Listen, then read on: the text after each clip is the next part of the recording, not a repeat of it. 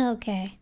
Um, we're gonna take a second here, cause admittedly, I kind of got ready in a bit of a hurry again. I kind of didn't I didn't quite like plan things out so far. Um, I actually like just made my tea when I should have made it like half an hour ago. So there's that. Um, I need to like put the thing on Twitter and all that good stuff as well. I wouldn't consider myself exactly winning right now, but I'm trying, you know? Definitely trying. But yeah, I guess I should probably like fill the air a little bit. um, yeah, I had some weird dreams last night. I hope this keyboard isn't too loud. Now I'm gonna be self-conscious. Now I'm gonna be like typing all quietly.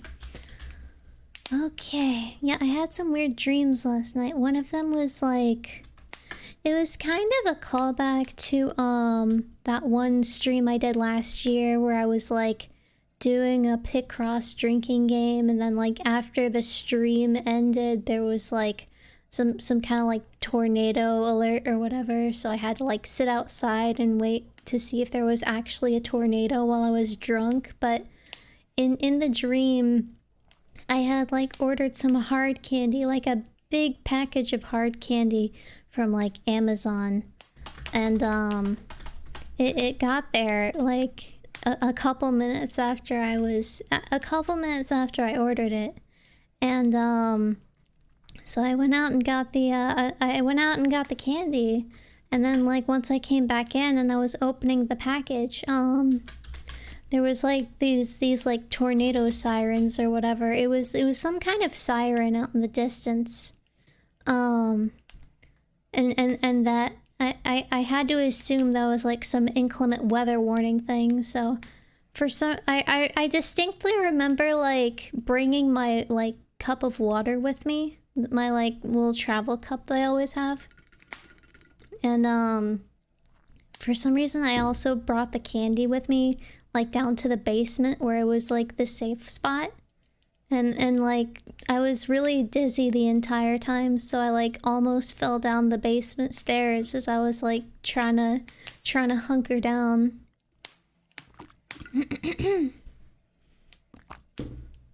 Oh, I should have clarified it's The Shining Part 2, but whatever. I don't think people really like, I don't think it's really gonna matter anyway. Let me just pour myself some tea. I actually forewent the lemon juice this time, cause I've been finding recently whenever I try to make tea, I add the lemon juice and then the honey, and then like I inevitably like don't add enough honey, and then it's like a little sour when I drink it. And I already have the lemon peel in there, so I figure once that like gets infused in, it'll just like kind of replace the, it'll do the job of the lemon juice anyway. Let me take a sip real quick. Yeah, that's fine, I think. It'll get better with time. I got it on the little the heating thingy. So that's a thing. All right, so I guess without further ado, we could probably just go ahead and get started. I mean, we went for like 6 chapters last time, which for a Stephen King novel is a lot. Normally I don't think it would be as much, but it's a lot. But also each Stephen King book has like 30 chapters, so maybe not that much in the grand scheme of things, but you know. Oh yeah, one thing I forgot to do, I still have my auto duck on. I need to turn that off. A little bit distracting. I'm kind of working on like short notice right now, so don't blame me. But anyways, let's see. Chapter 7, in another bedroom. Danny awoke with the booming voice. Danny awoke with the booming still loud in his ears, and the drunk, savagely pettish voice crying hoarsely, "Come out here and take your medicine. I'll find you. I'll find you." But now the booming was only his racing heart, and the only voice in the night was the faraway sound of a police siren. He lay in bed motionlessly, looking up at the wind-stirred shadows of the leaves on his bedroom ceiling. Oh, hi. Thank you for 5 months, Sin. Welcome back, as always. Oh, yeah, you're fine. I just, it kind of spooked me a little bit. It always does, you know. He lay in bed motionlessly, looking up at the wind-stirred shadows of the leaves on his bedroom ceiling. They twined sinuously together, making shapes like the vines and creepers in a jungle, like patterns woven into the nap of a thick carpet. He was clad in Dr. Denton pajamas, but between the pajama suit and his skin he had grown a more closely fitting singlet of perspiration. "Tony," he whispered, "you there?" No answer.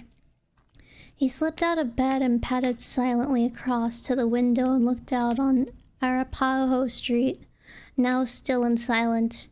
It was 2 in the morning. There was nothing out there but empty sidewalks drifted with fallen leaves, parked cars, and the long-necked streetlight on the corner across from the Cliff Bryce gas station. With its hooded top and motionless stance, the streetlight looked more like a monster in a space show. He looked up the street both ways, straining his eyes for Tony's slight beckoning form, but there was no one there. The wind sighed through the trees, and the fallen leaves rattled up the deserted walks and around the hubcaps of parked cars. It was a faint and sorrowful sound, and the boy thought that he might be the only one in Boulder awake enough to hear it. The only human being, at least. There was no way of knowing what else might be out in the night, slinking hungrily through the shadows, watching and scenting the breeze. "I'll find you. I'll find you." "Tony," he whispered again, but without much hope. Only the wind spoke back, gusting more strongly this time, scattering leaves across the sloping roof below his window. Some of them slipped into the rain gutter and came to rest there like tired dancers. "Danny, Danny."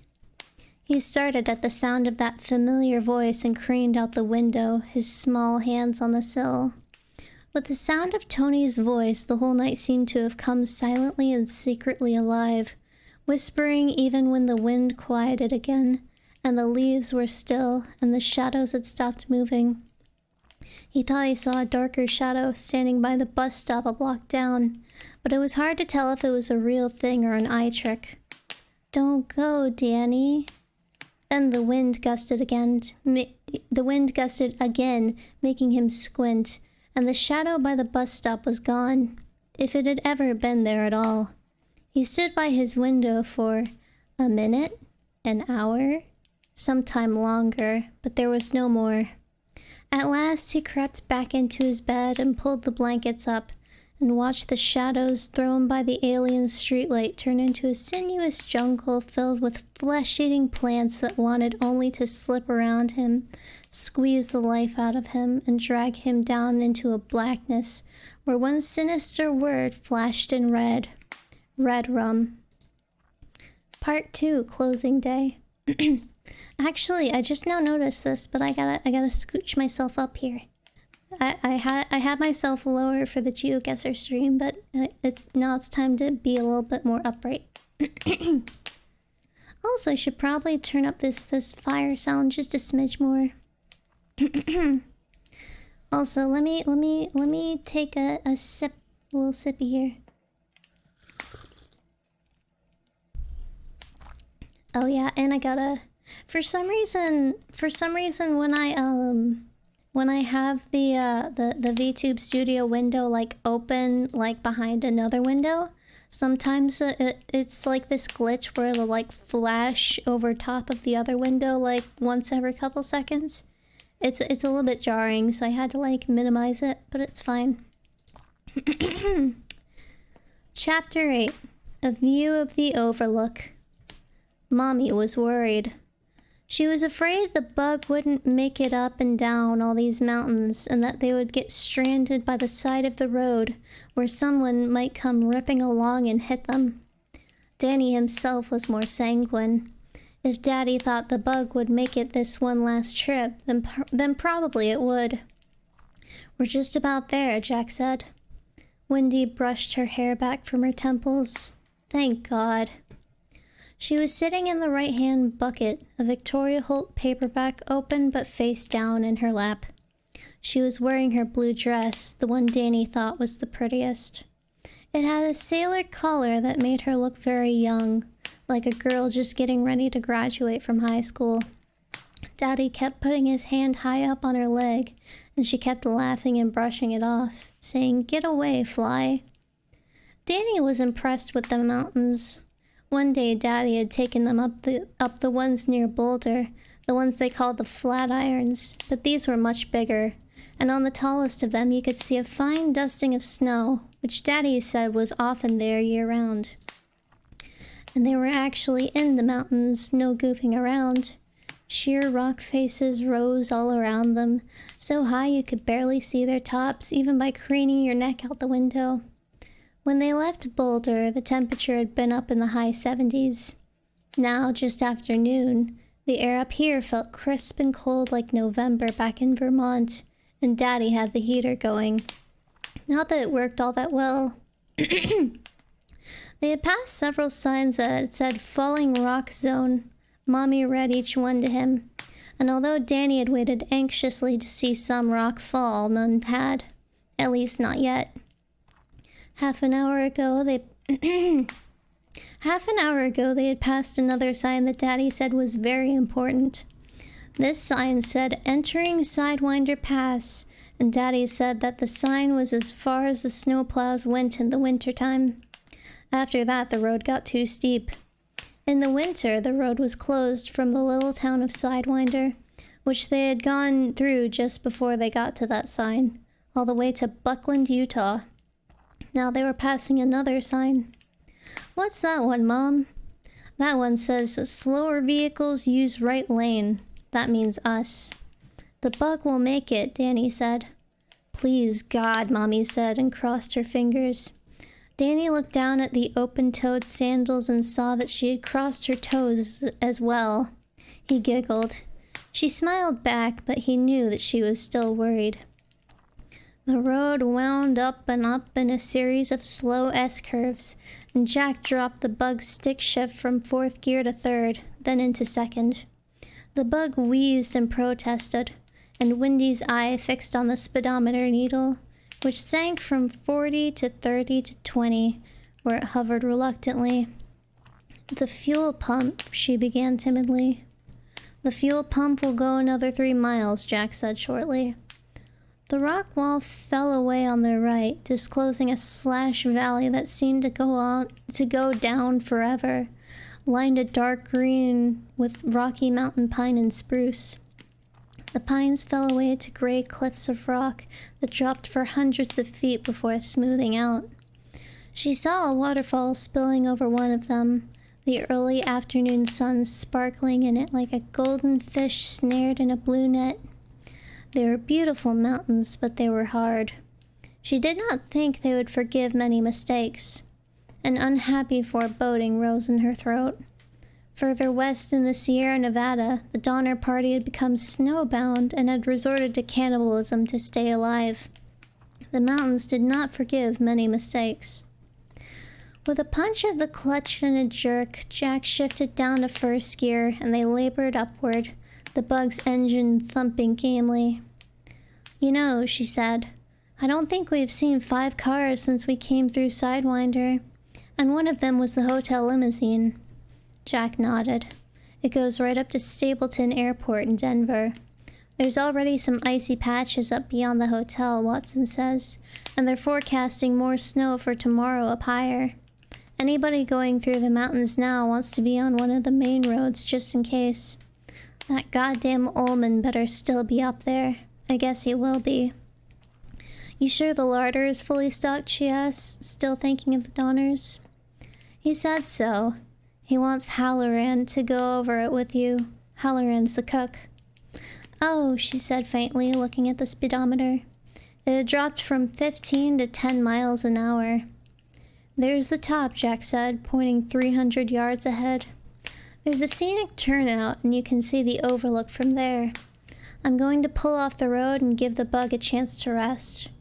He craned over his shoulder at Danny, who was sitting on a pile of blankets. What do you think, Doc? We might see some deer. Or caribou. Sure, Dad. The VW labored up and up. The speedometer dropped to just above the 5-mile-an-hour hash mark and was beginning to hitch when Jack pulled off the road. What's the sign, Mommy? Scenic turnout, she read dutifully, and stepped on the emergency brake and let the VW run in neutral. Come on, he said, and got out. They walked to the guardrail together. That's it, Jack said, and pointed at 11 o'clock. For Wendy, it was discovering truth in a cliché. Her breath was taken away. For a moment, she was unable to breathe at all. The view had knocked the wind from her. They were standing near the top of one peak. Across from them, who knew how far, an even taller mountain reared into the sky. Its jagged tip only a silhouette that was now nimbused by the sun, which was beginning its decline.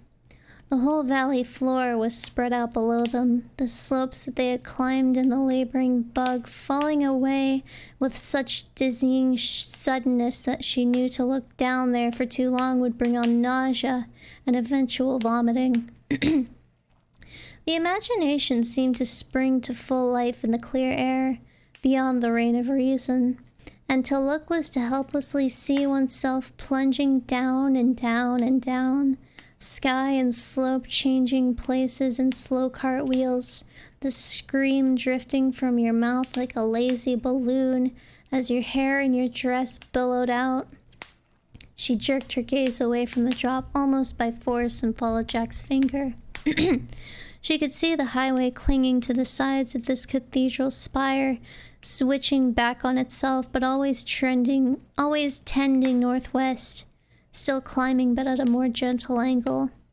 Further up, seemingly set directly into the slope itself, she saw the grimly clinging pines give way to a wide square of green lawn, and standing in the middle of it, overlooking all this, the hotel. The overlook. Seeing it, she found breath and voice again. Oh, Jack, it's gorgeous. Yes, it is, he said. Ullman says he thinks it's the single most beautiful location in America. I don't care much for him, but I think he might be... Danny, are you all right? She looked around for him, and her sudden fear for him blotted out everything else, stupendous or not. She darted toward him. He was holding onto the guardrail and looking up at the hotel, his face a pasty gray color. His eyes had the blank look of someone on the verge of fainting. She knelt beside him and put steadying hands on his shoulders. Danny, what's... Jack was beside her. You okay, Doc? He gave Danny a brisk little shake and his eyes cleared. I'm okay, Daddy. I'm fine. What was it, Danny? She asked. Were you dizzy, honey? No, I was just thinking. I'm sorry. I didn't mean to scare you. He looked at his parents kneeling in front of him and offered them a small, puzzled smile. Maybe it was the sun. The sun got in my eyes. We'll get you up to the hotel and give you a drink of water, Daddy said. Okay. Hold on. Speaking of which, I need a drink. Sip.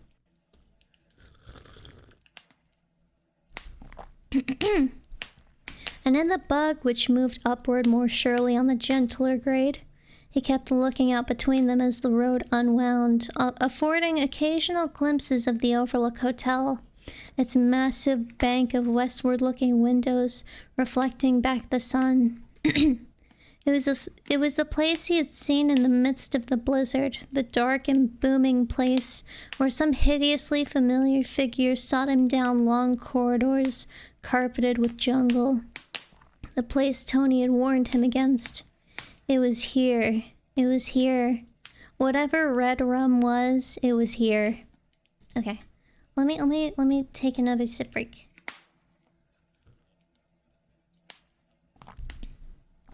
I'm making real sure to make sure that the tea gets like around the back of my throat while it's still warm. That's the important part, I think.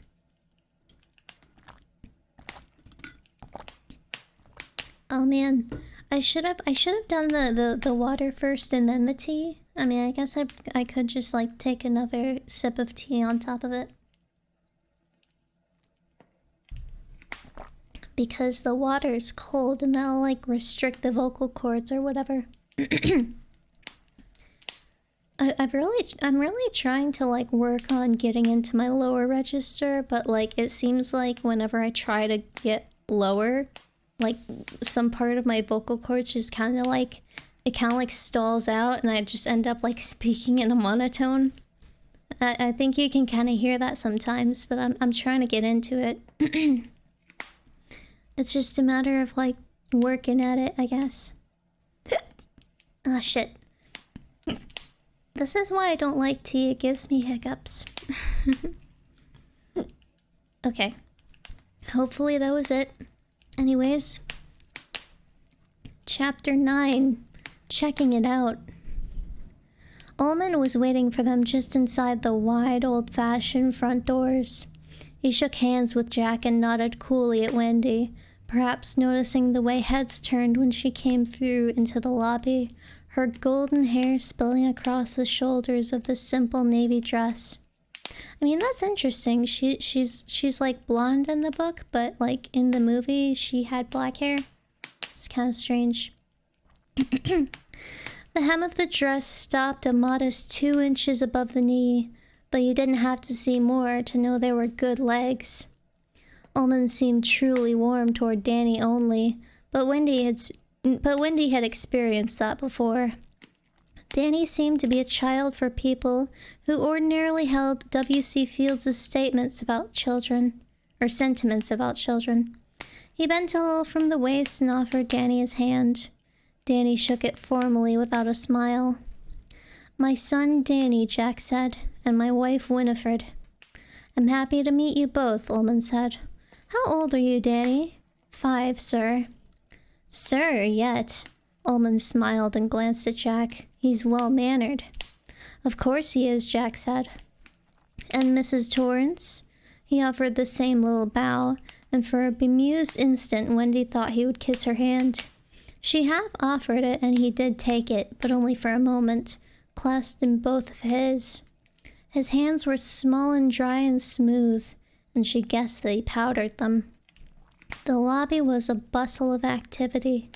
Almost every one of the old-fashioned, high-backed chairs were taken.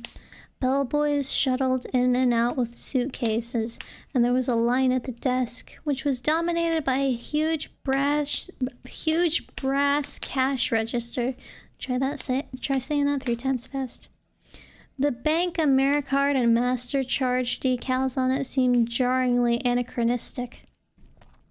To their right, down toward a pair of tall double doors that were pulled closed and roped off, there was an old-fashioned fireplace now blazing with birch logs. 3 nuns sat on a sofa that was drawn up almost to the hearth itself. They were talking and smiling with their bags stacked up to either side, waiting for the checkout line to thin a little. As Wendy watched them, they burst into a chord of tinkling, girlish laughter. She felt a smile touch her own lips. Not one of them could be under 60. In the background was the constant hum of conversation, the muted ding of the silver-plated bell beside the cash register as one of the 2 clerks on duty struck it, the slightly impatient call of "Front, please." It brought back strong, warm memories of her honeymoon in New York with Jack at the Beekman Tower. For the first time, she let herself believe that this might be exactly what the three of them needed. A season together away from the world. A sort of family honeymoon. She smiled affectionately down at Danny, who was goggling around frankly at everything. Another limo, as gray as a banker's vest, had pulled up out front. The last day of the season, Ullman was saying. Closing day. Always hectic. I'd expected you more around 3, Mr. Torrance. I wanted to give the Volks time for a nervous breakdown if it decided to have one, Jack said. It didn't. How fortunate, Ullman said. I'd like to take the 3 of you on a tour of the place a little later. And of course, Dick Halloran wants to show Mrs. Torrance the Overlook's kitchen.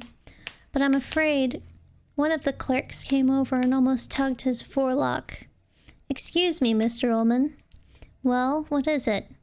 It's Mrs. Brandt, the clerk said uncomfortably. She refuses to pay her bill with anything but her American Express card. I told her we stopped taking American Express at the end of the season last year, but she won't. His eyes shifted to the Torrance family, then back to Ullman. He shrugged. I'll take care of it. Thank you, Mr. Ullman. The clerk crossed back to the desk where a dreadnought of a woman bundled into a long fur coat and what looked like a black feather boa was remonstrating loudly. I have been coming to the Overlook Hotel since 1955, she was telling the smiling, shrugging clerk. I continue to come even after my second husband died of a stroke on that tiresome rope court. I told him the sun was too hot that day, and I have never, I repeat never, paid with anything but my American Express credit card. Call the police if you like, have them drag me away. I will still refuse to pay with anything but my American Express credit card. I repeat. Excuse me, Mr. Ullman said. They watched him cross the lobby, touch Mrs. Brandt's elbow deferentially, and spread his hands and nod when she turned her tirade on him. He listened sympathetically, nodded again, and said something in return. Mrs. Brandt smiled triumphantly, turned to the unhappy desk clerk, and said loudly, Thank God there is one employee of this hotel who hasn't become an utter Philistine. She allowed Ullman, who barely came to the bulky shoulder of her fur coat, to take her arm and lead her away, presumably to his inner office. Ooh, Wendy said, smiling. There's a dude who earns his money. But he didn't like that lady, Danny said immediately. He was just pretending to like her. Jack grinned down at him. I'm sure that's true, Doc, but flattery is the stuff that greases the wheels of the world. What's flattery? Flattery, Wendy told him, is when your daddy says he likes my new yellow slacks, even if he doesn't, or when he says I don't need to take off 5 pounds. Oh, is it like lying for fun? Something very like that. He had been looking at her closely and now said, You're pretty, Mommy. He frowned in confusion when they exchanged a glance and then burst into laughter. Ullman didn't waste much flattery on me, Jack said. Come over by the window, you guys. I feel conspicuous standing out here in the middle with my denim jacket on. I honest to God didn't think there'd be anybody much here on closing day. Guess I was wrong. You look very handsome, she said, and then they laughed again, Wendy putting a hand over her mouth. Danny still didn't understand, but it was okay. They were loving each other. Danny thought this place reminded her of somewhere else, the Beekman place, where she had been happy. He wished he liked it as well as she did, but he kept telling himself over and over that the things Tony showed him didn't always come true. He would be careful. He would watch for something called red rum, but he would not say anything unless he absolutely had to. Because they were happy, they had been laughing, and there were no bad thoughts. Look at this view, Jack said. Oh, it's gorgeous. Danny, look. But Danny didn't think it was particularly gorgeous. He didn't like heights. They made him dizzy. Beyond the wide front porch, which ran the length of the hotel, a beautifully manicured lawn, there was a putting green on the right, sloped away to a long rectangular swimming pool. A closed sign stood on a little tripod at one end of the pool. Closed was one sign he could read by himself, along with stop, exit, pizza, and a few others. Beyond the pool, a graveled path wound off through baby pines and spruces and aspens. Here was a small sign he didn't know. Roque. There was an arrow below it.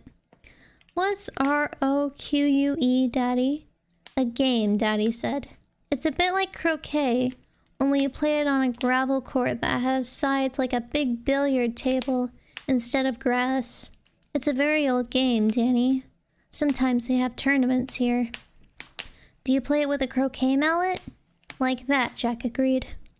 Only the handle's a little shorter and the head has two sides. One side is hard rubber and the other side is wood. Come out, you little shit. It's pronounced roque, Daddy was saying. Oh, I got it right. I'll teach you how to play it if you want. Maybe, Danny said in an odd, colorless little voice that made his parents exchange a puzzled look over his head.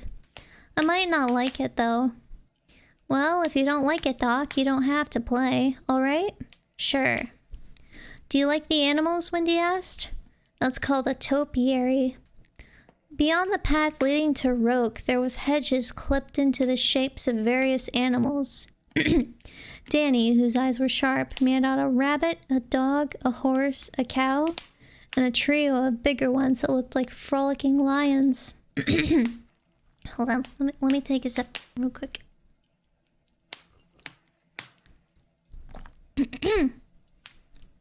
Those animals were what made Uncle Al think of me for the job, Jack told him.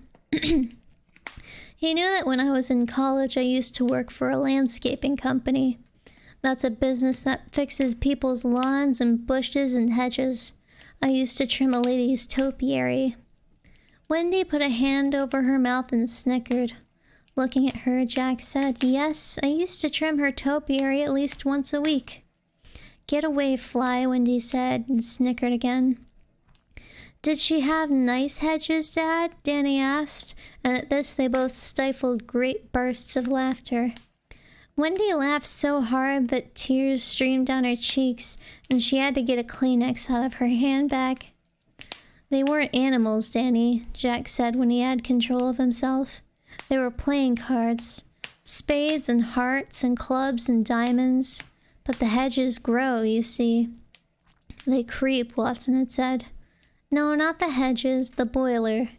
You have to watch it all the time or you and your family will end up on the fucking moon. They looked at him puzzled. The smile had faded off his face. Dad? Danny asked. He blinked at them, as if coming from far away. They grow, Danny, and lose their shape. So I'll have to give them a haircut once or twice a week until it gets so cold they stop growing for the year. And a playground too, Wendy said. My lucky boy. The playground was beyond the topiary. 2 slides, a big swing set with half a dozen swings set at varying heights, a jungle gym, a tunnel made of cement rings, a sandbox, and a playhouse that was an exact replica of the Overlook itself. Do you like it, Danny? Wendy asked. I sure do, he said, hoping he sounded more enthused than he felt. It's neat. Beyond the playground, there was an inconspicuous chain-link security fence. Beyond that, the wide macadamized drive that led up to the hotel. And beyond that, the valley itself, dropping away into the bright blue haze of afternoon.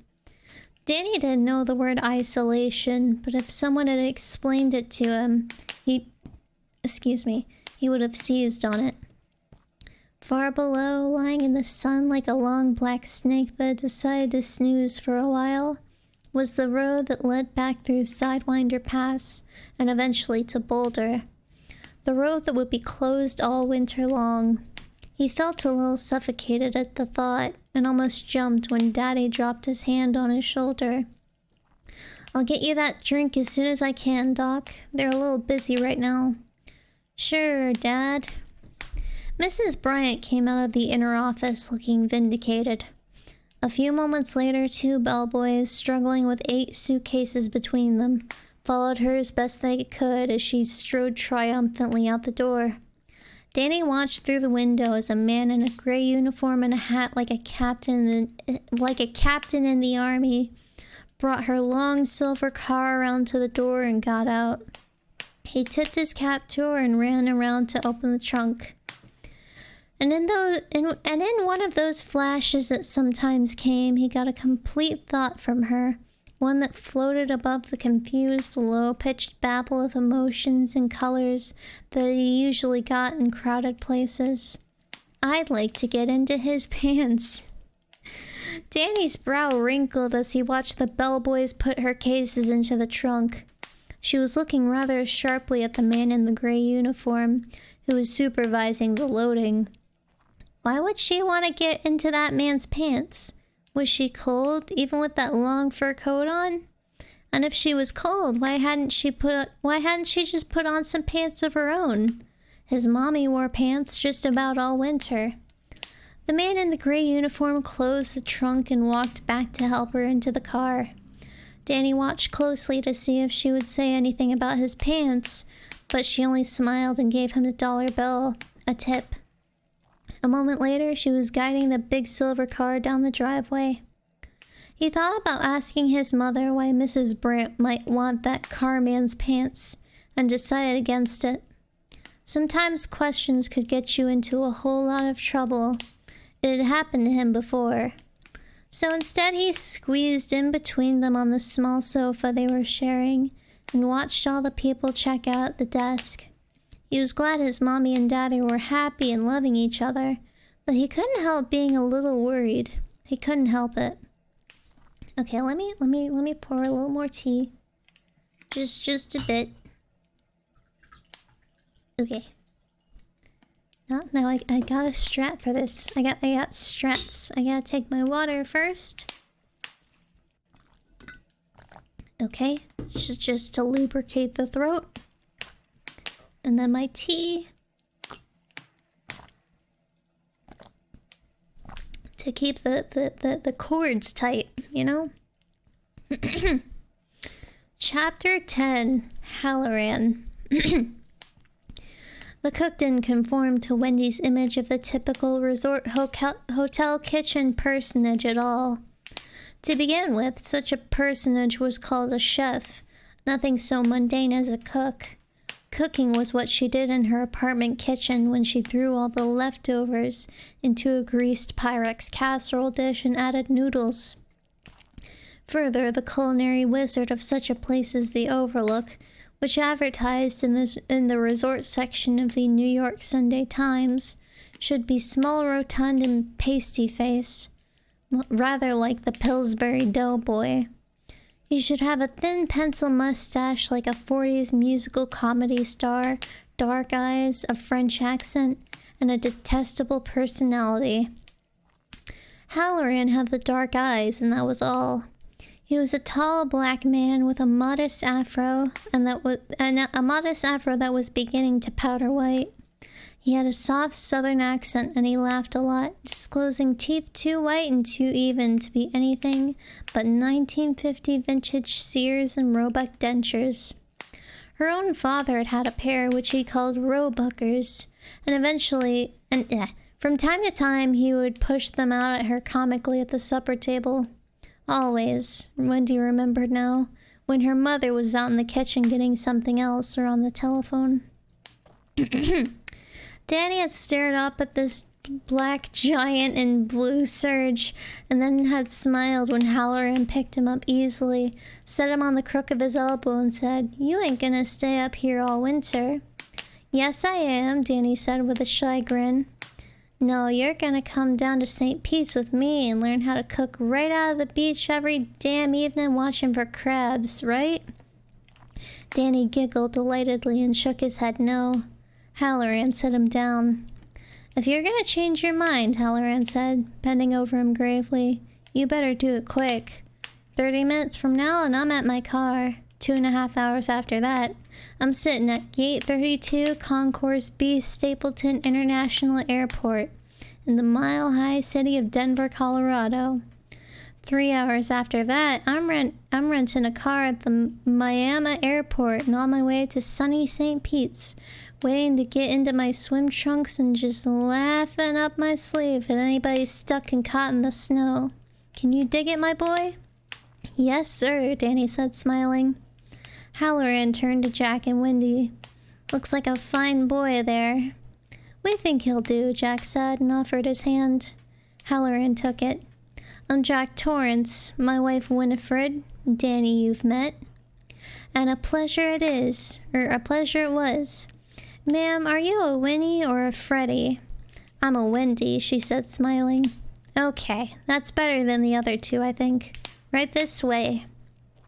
Mr. Ullman wants you to have the tour you'll get. He shook his head and said under his breath, and won't I be glad to see the last of him. Halloran commenced to tour them around the most immense kitchen Wendy had ever seen in her life. It was sparkling clean. Every surface was coaxed to a high gloss. It was more than just big, it was intimidating. She walked at Halloran's side while Jack, wholly out of his element, hung back a little with Danny. A long pegboard hung with cutting instruments which went all the way from paring knives to two-handed cleavers hung beside a 4-basin sink. Excuse me. There was a breadboard as big as their Boulder Apartments kitchen table.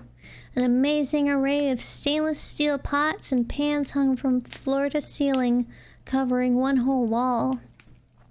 I think I'll have to leave a trail of breadcrumbs every time I come in, she said. Don't let it get you down, Halloran said. It's big, but it's still only a kitchen. Most of this stuff you'll never even have to touch. Keep it clean, that's all I ask. Here's the stove I'd be using if I was you. There are 3 of them in all, but this is the smallest. Smallest, she thought dismally, looking at it. There were 12 burners, 2 regular ovens, and a Dutch oven.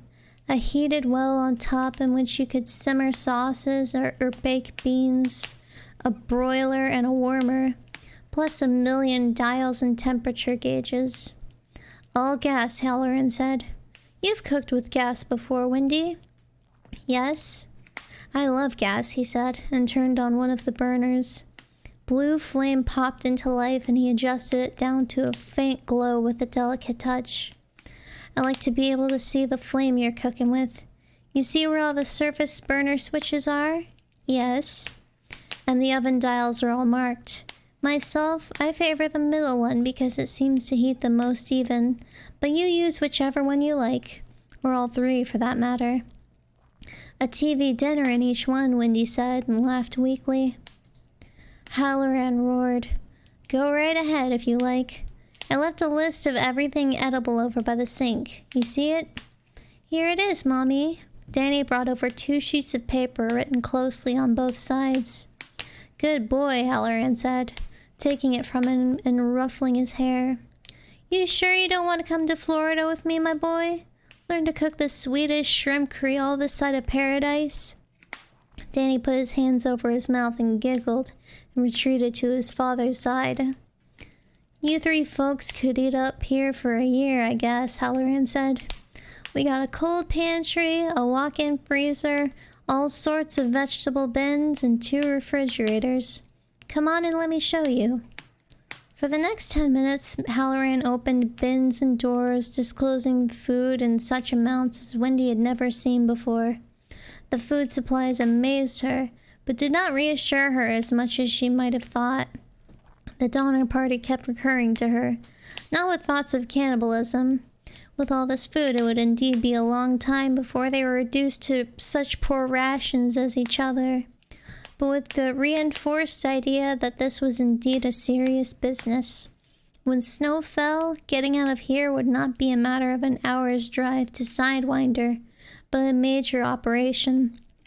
They would sit up here in this deserted grand hotel, eating the food that had been left them like creatures in a fairy tale, and listening to the bitter wind around their snowbound eaves. In Vermont, when Danny had broken his arm, when Jack broke Danny's arm, she had called the emergency medic squad, dialing the number from the little card attached to the phone. They had been at the house only 10 minutes later. There were other numbers written on that little card. You could have a police car in 5 minutes and a fire truck in even less time than that, because the fire station was only 3 blocks away and 1 block over. There was a man to call if the lights went out, a man to call if the shower stopped up, a man to call if the TV went on the fritz. But what would happen up here if Danny had one of his fainting spells and swallowed his tongue? Oh God, what a thought. What if the place caught on fire? If Jack fell down the elevator shaft and fractured his skull? What if? What if we have a wonderful time? Now stop it, Winifred. Halloran showed them into the walk-in freezer first, where their breath puffed out like comic strip balloons. In the freezer, it was as if winter had already come. Hamburger in big plastic bags, 10 pounds in each bag, a dozen bags. 40 whole chickens hanging from a row of hooks in the wood-planked walls. Canned hams stacked up like poker chips, a dozen of them. Below the chickens, 10 roasts of beef, 10 roasts of pork, and a huge leg of lamb. You like lamb, Doc? Halloran asked, grinning. I love it, Danny said immediately. He had never had it. I knew you did. There's nothing like 2 good slices of lamb on a cold night with some mint jelly on the side. You got the mint jelly here, too. Lamb eases the belly. It's a non-contentious sort of meat. From behind them, Jack said curiously, How did you know we called him Doc? Halloran turned around. Pardon? Danny, we call him Doc sometimes, like in the Bugs Bunny cartoons. Looks sort of like a doc, doesn't he? He wrinkled his nose at Danny, smacked his lips, and said, what's up, Doc? Danny giggled, and then Halloran said something. Sure you don't want to go to Florida, Doc? To him, very clearly. He heard every word. He looked at Halloran, startled and a little scared. Halloran winked solemnly and turned back to the food. Wendy looked from the cook's broad, serge-clad back to her son. She had the oddest feeling that something had passed between them, something she could not quite follow. You got 12 packages of sausage, 12 packages of bacon, Halloran said. So much for the pig. In this drawer, 20 pounds of butter. Real buddy? Buddy? Real butter? Jack asked. The A #1. I don't think I've had real butter since I was a kid back in Berlin, New Hampshire. Oh, sip break. Yeah, good call. I'm probably gonna need a lot of those.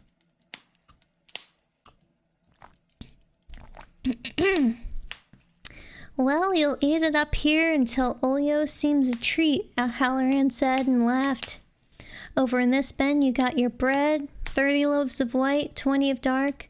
We try to keep racial balance at the Overlook, don't you know? Now I know 50 loaves won't take you through, but there's plenty of makings, and fresh is better than frozen any day of the week. Down here you got your fish. Brain food, right, Doc? Is it, Mom? If Mr. Halloran says so, honey, she smiled. Danny wrinkled his nose. I don't like fish. You're dead wrong, Halloran said. You just never had any fish that liked you. This fish here will like you fine. 5 pounds of rainbow trout, 10 pounds of turbot, is it turbot? I don't know. 15 cans of tuna fish. Oh yeah, I like tuna. And 5 pounds of the sweetest tasting sole that ever swam in the sea. My boy, when next spring rolls around, you're gonna thank old... He snapped his fingers as if he had forgotten something. What's my name now? I guess it just slipped my mind. Mr. Halloran, Danny said, grinning. Dick to your friends. That's right. And you being a friend, you make it Dick. As he led them into the far corner, Jack and Wendy exchanged a puzzled glance, both of them trying to remember if Halloran had told them his first name. And this here I put in special, Halloran said. Hope you folks enjoy it. Oh, really? You shouldn't have, Wendy said, touched. It was a 20-pound turkey wrapped in a wide scarlet ribbon with a bow on top. You gotta have your turkey on Thanksgiving, Wendy, Halloran said gravely. I believe there's a capon back here somewhere for Christmas. Doubtless you'll stumble on it. Let's come on out of here now before we all catch the pneumonia, right, Doc? Right. There were more wonders in the cold pantry. 100 boxes of dried milk. Halloran advised her gravely to buy fresh milk for the boy and Sidewinder, as long as it was feasible. 5 12-pound bags of sugar, a gallon jug of blackstrap molasses, cereals, glass jugs of rice, macaroni, spaghetti, ranked cans of fruit and fruit salad, a bushel of fresh apples that scented the whole room with autumn, dried raisins, prunes, and apricots. You gotta be regular if you want to be happy, Halloran said, and peeled laughter at the cold pantry ceiling, where one old-fashioned light globe hung down on an iron chain. A deep bin filled with potatoes and smaller caches of tomatoes, onions, turnips, squashes, and cabbages. My word, Wendy said as they came out. But seeing all that fresh food after her $30 a week grocery budget so stunned her that she was unable to say just what her word was. I'm running a bit late, Halloran said, checking his watch. So I'll just let you go through the cabinets and fridges as you get settled in. There's cheeses, canned milk, sweetened condensed milk, yeast, bacon, soda, a whole bag full of those table talk pies, a few bunches of bananas that ain't even near to ripe yet. Stop, she said, holding up a hand and laughing. I'll never remember it all. It's super. And I promise to leave the place clean. That's all I ask. He turned to Jack. Did Mr. Ullman give you the rundown on the rats in his belfry? Jack grinned. He said there were possibly some in the attic, and Mr. Watson said there might be some more down in the basement. There must be 2 tons of paper down there, but I didn't see any shredded, as if they'd been using it to make nests. That Watson, Halloran said, shaking his head in mock sorrow. Ain't he the foulest talking man you ever ran on? He's quite a character, Jack agreed. His own father had been the foulest talking man Jack had ever ran on. It's a sort of pity, Halloran said, leading them back toward the wide swinging doors that gave on the overlooked dining room. There was money in that family long ago. It was Watson's granddad or great-granddad, I can't remember which, that built this place. So I was told, Jack said. What happened? Wendy asked. Well, they couldn't make it go, Halloran said. Watson will tell you the whole story, twice a day if you let him. The old man got a bee in his bonnet about the place. He let it drag him down, I guess. He had 2 boys, and one of them was killed in a riding accident on the grounds, while the hotel was still a building. That would have been in 1908 or 09. The old man's wife died of the flu, and then it was just the old man and his youngest son. They ended up getting took on as caretakers in the same hotel the old man had built. It's a sort of pity, Wendy said. What happened to him, the old man? Jack asked. He plugged his finger into a light socket by mistake, and that was the end of him, Halloran said. Sometime in the early 30s, before the Depression closed this place down for 10 years. Anyway, Jack, I'd appreciate it if you and your wife would keep an eye out for rats in the kitchen as well. If you should see them, traps, not poison. Jack blinked. Of course. Who'd want to put rat poison in the kitchen? Halloran laughed derisively. Mr. Ullman, that's who. That was his bright idea last fall. I put it to him. I said, what if we all get up here next May, Mr. Ullman, and I serve the traditional opening night dinner, which just happens to be salmon in a very nice sauce, and everybody gets sick and the doctor comes and says to you, Ullman, what have you been doing up here? You've got 80 of the richest folks in America suffering from rat poison. Jack threw his head back and bellowed laughter. What did Ullman say? Halloran tucked his tongue into his cheek as if feeling for a bit of food in there. He said, get some traps, Halloran. This time they all laughed, even Danny, although he was not completely sure what the joke was, except it had something to do with Mr. Ullman, who didn't know everything after all. The four of them passed through the dining room, empty and silent now, with its fabulous western exposure on the snow-dusted peaks. Each of the white linen tablecloths had been covered with a sheet of tough, clear plastic. The rug, now rolled up for the season, stood in one corner like a sentinel on guard duty. Across the wide room was a double set of batwing doors, and over them was an old-fashioned sign lettered in gilt script, the Colorado Lounge. Following his gaze, Halloran said, if you're a drinking man, I hope you brought your own supplies. That place is picked clean. Employees party last night, you know. Every maid and bellhop in the place is going around with a headache today, me included. I don't drink, Jack said shortly. They went back to the lobby. It had cleared greatly during the half hour they'd spent in the kitchen. The long main room was beginning to take on the quiet, deserted look that Jack supposed they would become familiar with soon enough. The high-backed chairs were empty. The nuns who had been sitting by the fire were gone, and the fire itself was down to a bed of comfortably glowing coals. Wendy glanced out onto the parking lot and saw that all but a dozen cars had disappeared. She found herself wishing they could get back in the VW and go back to Boulder, or anywhere else. Jack was looking around for Ullman, but he wasn't in the lobby. A young maid with her ash blonde hair pinned up on her neck came over. Your luggage is out on the porch, Dick. Thank you, Sally. He gave her a peck on the forehead. You have yourself a good winter. Getting married, I hear. He turned to the Torrances as she strolled away, backside twitching pertly. I've got to hurry along if I'm going to make that plane. I want to wish you all the best. Know you'll have it. Thanks, Jack said. You've been very kind. I'll take good care of your kitchen, Wendy promised again. Enjoy Florida. I always do, Halloran said. He put his hands on his knees and bent down to Danny. Last chance, guy. Want to come to Florida? I guess not, Danny said, smiling.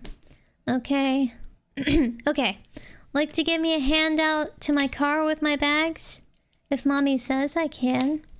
You can, Wendy said, but you'll have to have the jacket buttoned. She leaned forward to do it, but Halloran was ahead of her, his large brown fingers moving with smooth dexterity. I'll send him right back in, Halloran said. Fine, Wendy said, and followed them to the door. Jack was still looking around for Ullman. The last of the Overlook's guests were checking out the desk. Okay. I need to pour myself some more tea. Okay. I'm trying not to do too much at a time because I can't really get to this stuff like mid-read very easily. Yeah, turn, the thing didn't turn on automatically.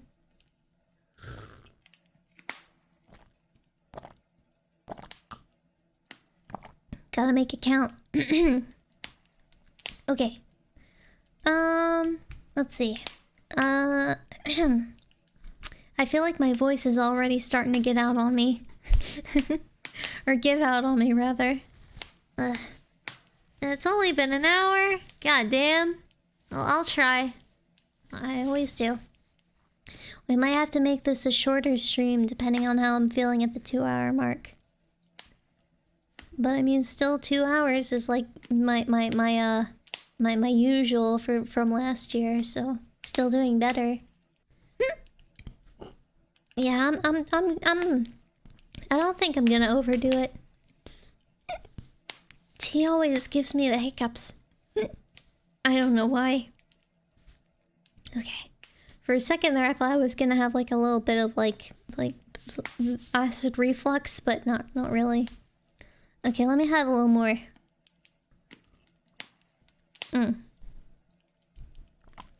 You know, I was right. Not adding any lemon juice really was like the right move. Now that it's like infused a little more with the lemon rind and stuff, it's a lot better.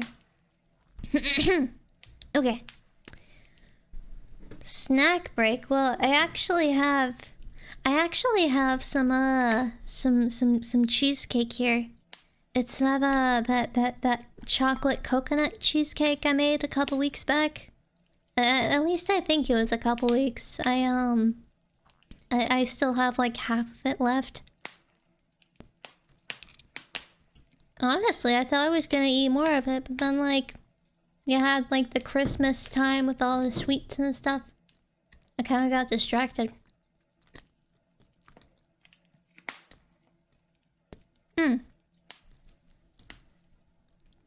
Okay. I really hope that doesn't mess up my throat too much. I might actually have like a little bit of milk voice from here on out, but that's fine. Alright, chapter 11. The Shining. Ooh, title drop. We got a title drop here. Alright. There were 4 bags in a pile just outside the door. 3 of them were giant, battered old suitcases covered with black imitation alligator hide. The last was an oversized zipper bag with a faded tartan skin. Guess you can handle that one, can't you? Halloran asked him. He picked up 2 of the big cases in one hand and hoisted the other one under his arm. Sure, Danny said. He got a grip on it with both hands and followed the cook down the porch steps, trying manfully not to grunt and give away how heavy it was. A sharp and cutting fall wind had come up since they had arrived. It whistled across the parking lot, making Danny wince his eyes down to slits as he carried the zipper bag in front of him, bumping on his knees. A few errant aspen leaves rattled and turned across the now mostly deserted asphalt, making Danny think momentarily of that night last week when he had wakened out of his nightmare and had heard, or thought he heard at least, Tony telling him not to go. Halloran set his bags down by the trunk of a beige Plymouth Fury. This ain't much car, he confided to Danny. Just a rental job. My Bessie's on the other end. She's a car. 1950 Cadillac, and does she run sweet? I'll tell the world. I keep her in Florida because she's too old for all this mountain climbing. You need a hand with that? No, sir, Danny said. He managed to carry it the last 10 or 12 steps without grunting, and set it down with a large sigh of relief. Good boy, Halloran said. He produced a large keyring from the pocket of his blue serge jacket and unlocked the trunk. As he lifted the bags in, he said, "You shine on, boy. Harder than anyone I ever met in my life. And I'm 60 years old this January." Huh? You got a knack, Halloran said, turning to him. Me, I've always called it shining. That's what my grandmother called it, too. She had it. We used to sit in the kitchen when I was a boy no older than you, and have long talks without even opening our mouths. Really? Halloran smiled at Danny's open-mouthed, almost hungry expression and said, "Come on up and sit in the car with me for a few minutes. Want to talk to you." He slammed the trunk. In the lobby of the Overlook, Wendy Torrance saw her son getting into the passenger side of Halloran's car as the big black cook slid in behind the wheel. A sharp pang of fear struck her, and she opened her mouth to tell Jack that Halloran had not been lying about taking their son to Florida. There was a kidnapping afoot. But they were only sitting there. She could barely see the small silhouette of her son's head, turning attentively towards Halloran's big one. Even at this distance, that small head had a set to it that she recognized. It was the way her son looked when there was something on the TV that particularly fascinated him, or when he and his father were playing Old Maid or Idiot Cribbage. Jack, who was still looking around for Ullman, hadn't noticed. Wendy kept silent, watching Halloran's car nervously, wondering what they could possibly be talking about that would make Danny cock his head that way. In the car, Halloran was saying, "Get you kinda lonely thinking you were the only one?" Danny, who had been frightened as well as lonely sometimes, nodded. "Am I the only one you ever met?" he asked. Halloran laughed and shook his head. "No, child, no. But you shine the hardest." "Are there lots then?" "No," Halloran said. "But you do run across them. A lot of folks. They got a little bit of shine to them. They don't even know it. But they always seem to show up with flowers when their wives are feeling blue with the monthlies. They do good on school tests they don't even study for. They got a good idea how people are feeling as soon as they walk into a room. I come across 50 or 60 like that. But maybe only a dozen, counting my gram, that knew they was shining." "Wow," Danny said and thought about it. Then, "Do you know Mrs. Brandt?" "Her?" Halloran asked scornfully. "She don't shine. She sends her supper back 2-3 times every night." "I know she doesn't," Danny said earnestly. "But do you know the man in the gray uniform that gets the cars?" "Mike? Sure, I know Mike. What about him?" "Mr. Halloran, why would she want his pants?" "What are you talking about, boy?" "Well, when she was watching him, she was thinking she would sure like to get into his pants, and I just wondered why—" But he got no further. Halloran had thrown his head back, and rich, dark laughter issued from his chest, rolling around in the car like cannon fire. The seat shook with force of it. Danny smiled, puzzled. Danny smiled, puzzled, and at last the storm subsided by fits and starts. Halloran produced a large silk handkerchief from his breast pocket like a white flag of surrender and wiped his streaming eyes. "Boy," he said, still snorting a little, "you are going to know everything there is to know about the human condition before you make 10. I don't know if to envy you or not." "But Miss Brandt—" "You never mind her," he said. "And don't go asking your mom either. You'd only upset her. Dig what I'm saying?" "Yes, sir," Danny said. He dug it perfectly well. He had upset his mother that way in the past. "That Miss Brandt is just a dirty old woman with an itch, that's all you have to know." He looked at Danny speculatively.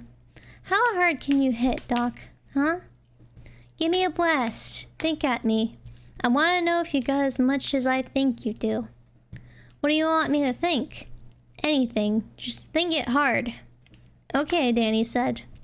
He considered it for a moment, then gathered his concentration and flung it out at Halloran. He had never done anything precisely like this before, and at the last instant some instinctive part of him rose up and blunted some of the thought's raw force. He didn't want to hurt Mr. Halloran. Still, the thought arrowed out of him with a force he never would have believed. It went like a Nolan Ryan fastball with a little extra on it. "Gee, I hope I don't hurt him." And the thought was, "Hi, Dick!" Halloran winced and jerked backward on his seat. His teeth came together with a hard click, drawing blood from his lower lip in a thin trickle. His hands flew up involuntarily from his lap to the level of his chest and then settled back again. For a moment his eyelids fluttered limply, with no conscious control, and Danny was frightened. "Mr. Halloran? Dick? Are you okay?" "I don't know," Halloran said, and laughed weakly. "I honest to God don't. My God, boy, you're a pistol." "I'm sorry," Danny said, more alarmed. "Should I get my daddy? I'll run and get him." "No, here I come. I'm okay, Danny. You just sit right there. I feel a little scrambled, that's all." "I didn't go as hard as I could," Danny confessed. "I was scared to at the last minute. At the last minute. Probably my good luck you did. My brains would be leaking out my ears." He saw the alarm on Danny's face and smiled. "No harm done. What did it feel like to you?" "Like I was Nolan Ryan throwing a fastball," he replied promptly. You like baseball, do you?" Halloran was rubbing his temples gingerly. Daddy and me like the Angels, Danny said. The Red Sox in the American League East and the Angels in the West. We saw the Red Sox against Cincinnati in the World Series. I was a lot littler then. And Daddy was... Danny's face went dark and troubled. Was what, Dan? I forget, Danny said. He started to put his thumb in his mouth to suck it, but that was a baby trick. He put his hand back in his lap. Can you tell what your mom and dad are thinking, Danny? Halloran was watching him closely. Most times, if I want to, but usually I don't try. Why not? Well, he paused for a moment, troubled. It would be like peeking into the bedroom and watching while they're doing the thing that makes babies. Do you know that thing? I have had acquaintance with it, Halloran said gravely. They wouldn't like that. And they wouldn't like me peeking at their thinks. It would be dirty. I see. But I know how they're feeling, Danny said. I can't help that. I know how you're feeling too. I hurt you. I'm sorry. It's just a headache. I've had hangovers that were worse. Can you read other people, Danny? I can't read yet at all, Danny said. Except a few words. But Daddy is going to teach me this winter. My daddy used to teach reading and writing in a big school. Mostly writing, but he knows reading too. I mean, can you tell what anybody is thinking? Danny thought about it. I can if it's loud, he said finally. Like Mrs. Brandt and the Pants. Or like once when me and Mommy were in this big store to get me some shoes. There was this big kid looking at radios. And he was thinking about taking one without buying it. Then he'd think, what if I get caught? Then he'd think, I really want it. Then he'd think about getting caught again. He was making himself sick about it. And he was making me sick. Mommy was talking to the man who sells the shoes, so I went over and said, Kid, don't take that radio. Go away. And he got really scared. He went away fast. Halloran was grinning broadly. I bet he did. Can you do anything else, Danny? Is it only thoughts and feelings, or is there more? Cautiously. Is there more for you?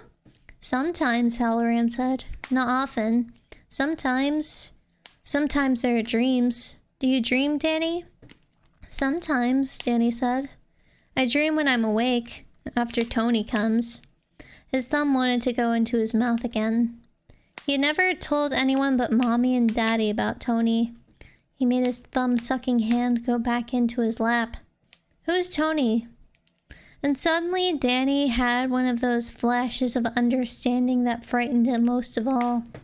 It was like a sudden glimpse of some incomprehensible machine that might be safe or might be deadly dangerous. He was too young to know which. He was too young to understand. What's wrong? He cried. You're asking me all this because you're worried, aren't you? Why are you worried about me? Why are you worried about us? Halloran put his large, dark hands on the small boy's shoulder. Stop, he said. It's probably nothing. But if it is something, well, you've got a large thing in your head, Danny. You'll have to do a lot of growing yet before you catch up to it, I guess. You gotta be brave about it.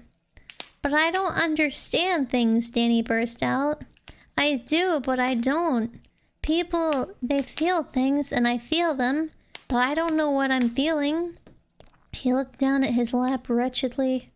I wish I could read. Sometimes Tony shows me signs, and I can hardly read any of them. Who's Tony? Halloran asked again. Mommy and Daddy call him my invisible playmate, Danny said, reciting the words carefully. But he's really real. At least I think he is. Sometimes when I try real hard to understand things, he comes. He says, Danny, I want to show you something. And it's like I pass out. Only there are dreams, like you said. He looked at Halloran and swallowed.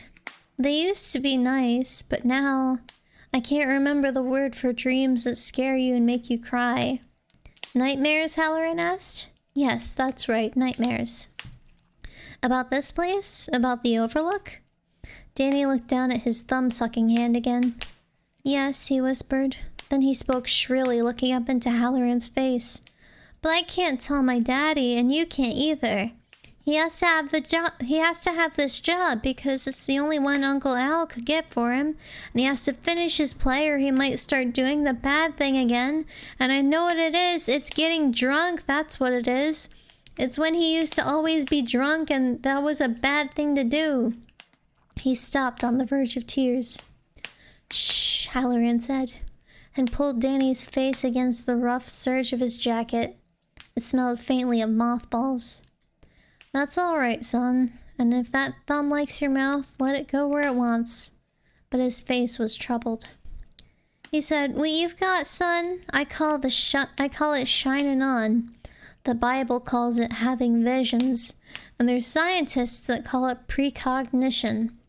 I've read up on it, son. I've studied on it. They all mean seeing the future. Do you understand that?" Danny nodded against Halloran's coat. I remember the strongest shine I ever had that way. I'm not liable to forget. It was 1955. I was still in the army then, stationed overseas in West Germany. It was an hour before supper, and I was standing by the sink, giving one of the KPs hell for taking too much of the potato along with the peel. I says, "Here, let me show you how that's done." He held out the potato and the peeler, and then the whole kitchen was gone. Bang, just like that.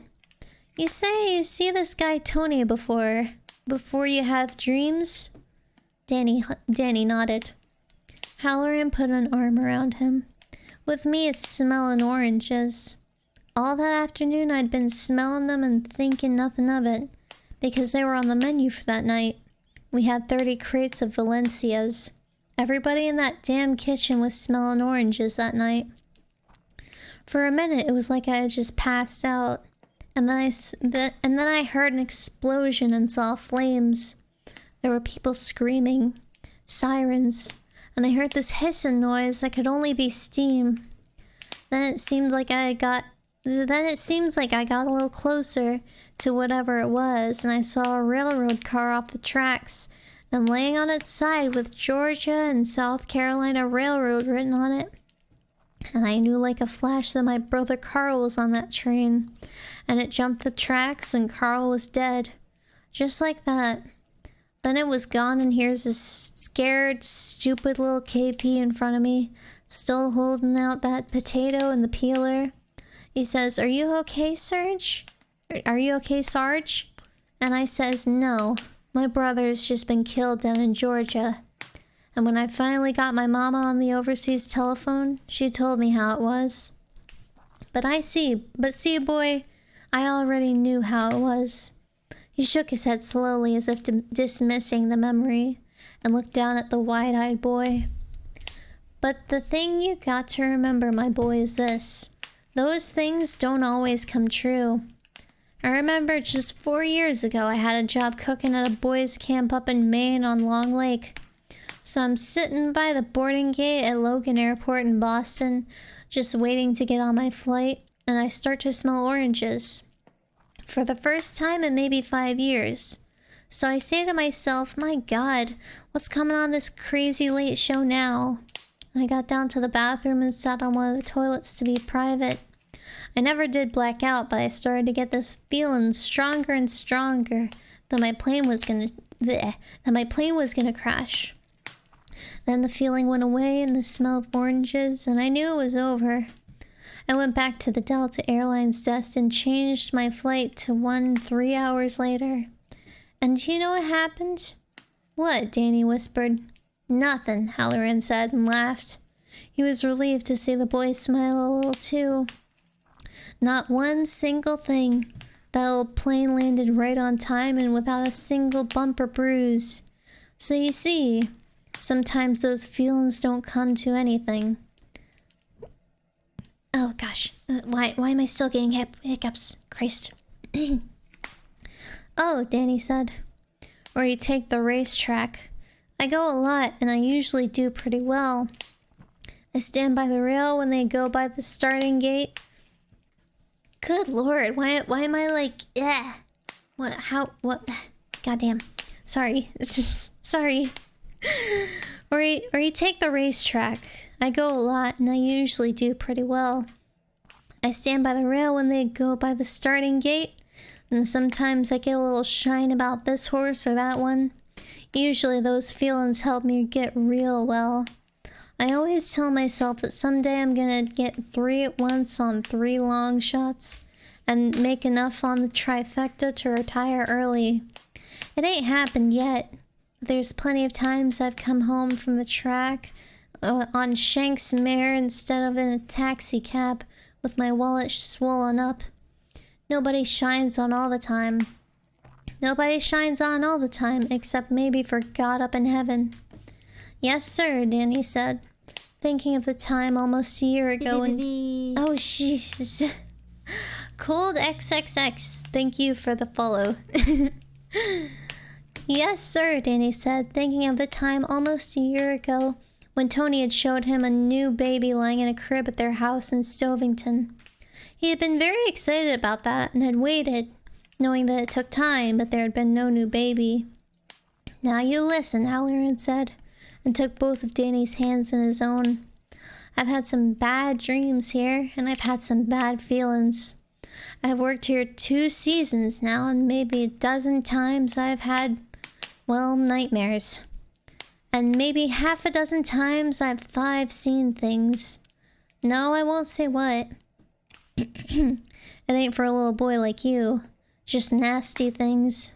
Once it had something to do with those damn hedges clipped to look like animals. Another time there was a maid, Dolores Vickery her name was, and she had a little shine to her, but I don't think she knew it. Mr. Ullman fired her. Do you know what that is, Doc? Yes, sir, Danny said candidly. My daddy got fired from his teaching job, and that's why we're in Colorado, I guess. Well, Ullman fired her on account of her saying she'd seen something in one of the rooms where a bad thing happened. That was in room 217. And I want you to promise me you won't go in there, Danny. Not all winter. Steer right clear. All right, Danny said. Did the maiden, did she ask you to go look? Yes, she did. And there was a bad thing there. But I don't think it was a bad thing that could hurt anyone, Danny. That's what I'm trying to say. People who shine can sometimes see things that are gonna happen. And I think sometimes they can see things that did happen. But they're just like pictures in a book. Did you ever see a picture in a book that scared you, Danny? Yes, he said, thinking of the story of Bluebeard and the picture where Bluebeard's new wife opens the door and sees all the heads. But you knew it couldn't hurt you, didn't you? Yes, Danny said, a little dubious. Well, that's how it is in this hotel. I don't know why, but it seems that all the bad things that ever happened here, there's little pieces of those things still laying around, like fingernail clippings or the boogers that someone nasty just wiped under a chair.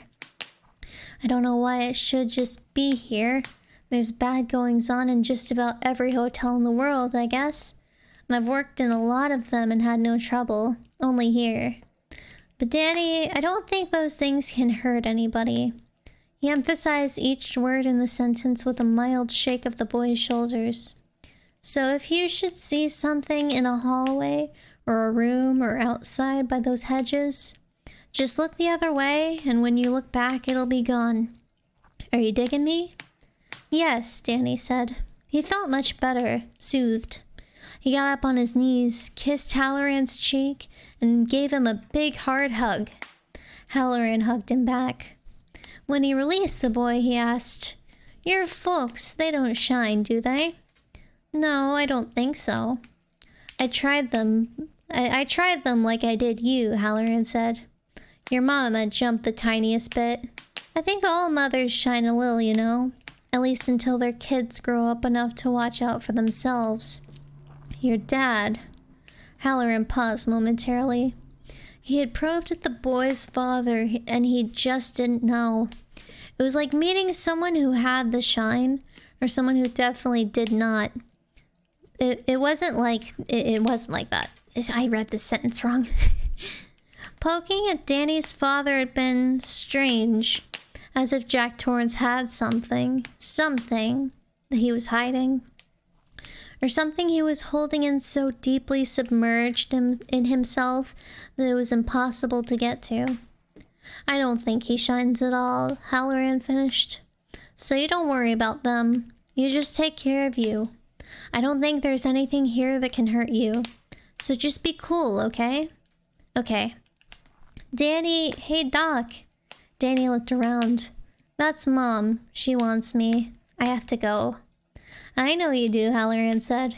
You have a good time here, Danny. Best you can, anyway. I will. Thanks, Mr. Halloran. I feel a lot better. The smiling thought came in his mind. Dick to my friends. Yes, Dick, okay. Their eyes met and Dick Halloran winked. Danny scrambled across the seat of the car and opened the passenger side door. As he was getting out, Halloran said, Danny? What? If there's trouble, you give a call. A big loud holler like the one you gave a few minutes ago. I might hear you even way down in Florida. And if I do, I'll come on the run. Okay, Danny said and smiled. You take care, big boy. I will. Danny slammed the door and ran across the parking lot toward the porch, where Wendy stood holding her elbows against the chill wind. Halloran watched, the big grin slowly fading. I don't think there's anything here that can hurt you. I don't think. But what if he was wrong? He had known that this was his last season at the Overlook ever since he had seen that thing in the bathtub of room 217. It had been worse than any picture in any book, and from here the boy running to his mother looked so small. I don't think. His eyes drifted down to the topiary animals. Abruptly, he started the car and put it in gear and drove away, trying not to look back. And of course he did, and of course the porch was empty. They had gone back inside. It was as if the Overlook had swallowed them. Alright. That was kind of a long one. That big exposition chapter.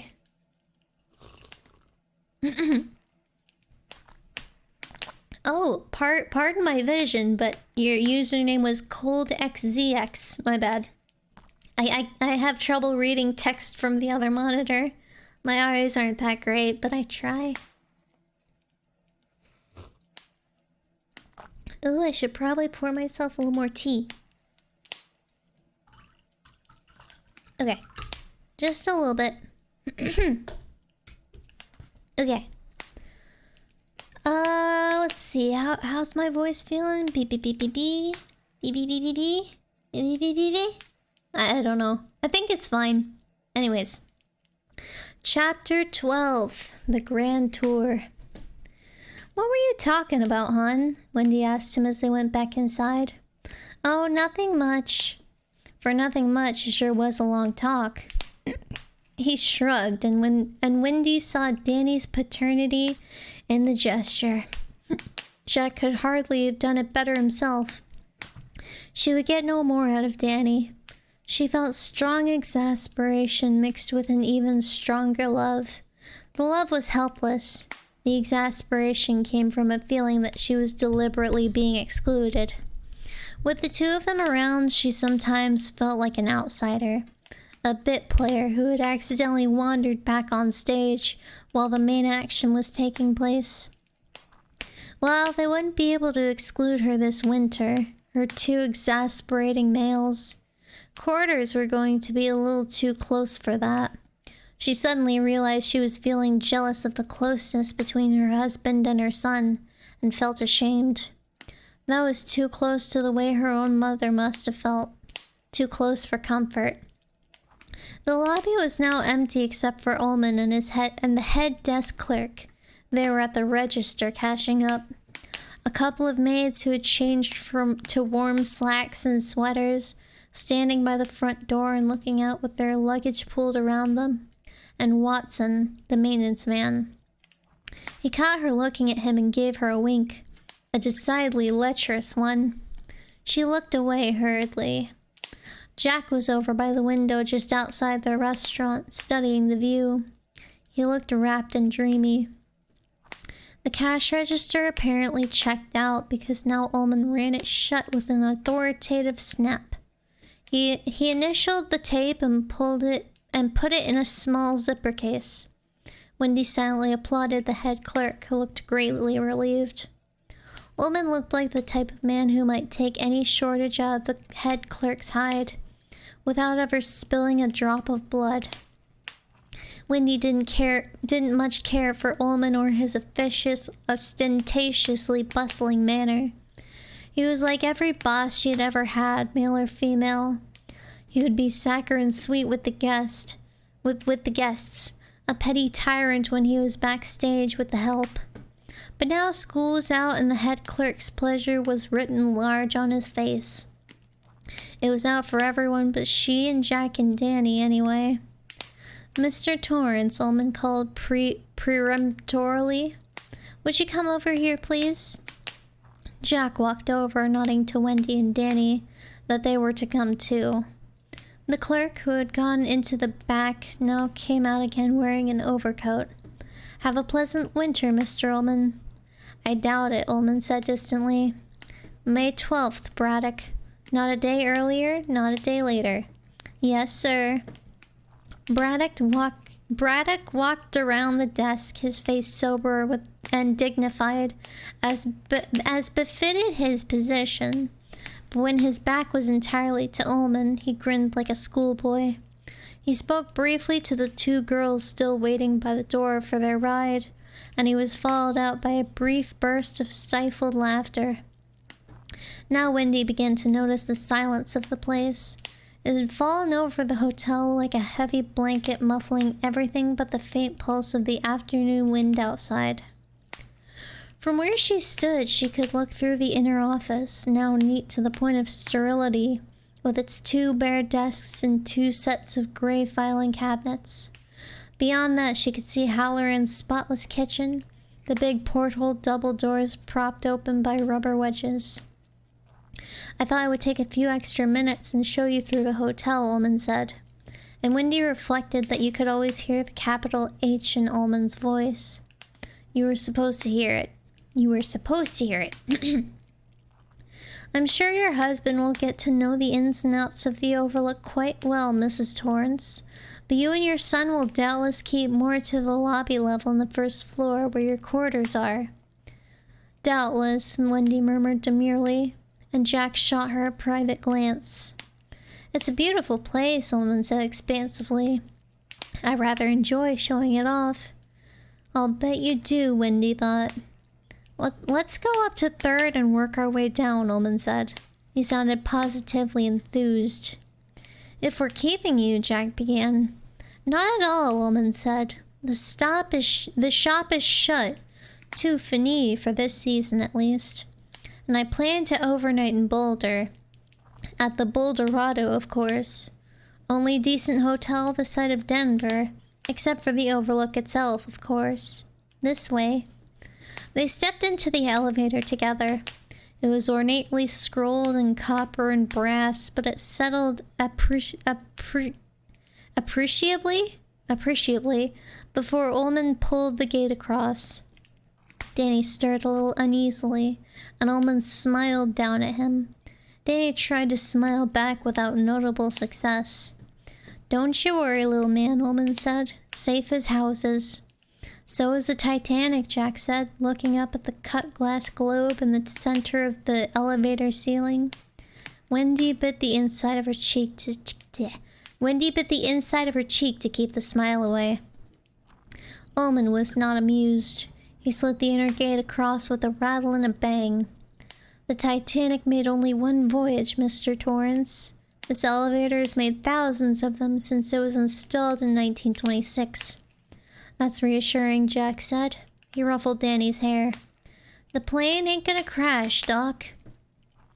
Ullman threw the lever over, and for a moment there was nothing but a shuddering beneath their feet and the tortured whine of the motor below them. Wendy had a vision of the four of them being trapped between floors like flies in a bottle and found in the spring, with little bits and pieces gone, like the Donner Party. Stop it. The elevator began to rise, with some vibration and clashing and banging from below at first. Then the ride smoothed out. At the third floor, Ullman brought them to a bumpy stop, retracted the gate, and opened the door. The elevator car was still 6 inches below floor level. Danny gazed at the difference in height between the third floor hall and the elevator floor, as if he had just sensed the universe was not as sane as he had been told. Ullman cleared his throat and raised the car a little, brought it to a stop with a jerk, still 2 inches low, and they all climbed out. With their weight gone, the car rebounded almost to floor level, something Wendy did not find reassuring at all. Safe as houses or not, she resolved to take the stairs when she had to go up or down in this place. And under no conditions would she allow the three of them to get into the rickety thing together. "What are you looking at, Doc?" Jack inquired humorously. "See any spots there?" "Of course not," Ullman said, nettled. "All the rugs were shampooed just 2 days ago." Wendy glanced down at the hall runner herself. Pretty, but definitely not anything she would have chosen for her own home, if the day ever came when she had one. Deep blue pile, it was entwined with what seemed to be a surrealistic jungle scene, full of ropes and vines and trees, filled with exotic birds. It was hard to tell just what sort of birds, because all the interweaving was done in unshaded black, giving only silhouettes. "Do you like the rug?" Wendy asked Danny. "Yes, Mom," he said colorlessly. Oh, I gotta take a sip. Gotta rest my voice a second. Okay. They walked down the hall, which was comfortably wide.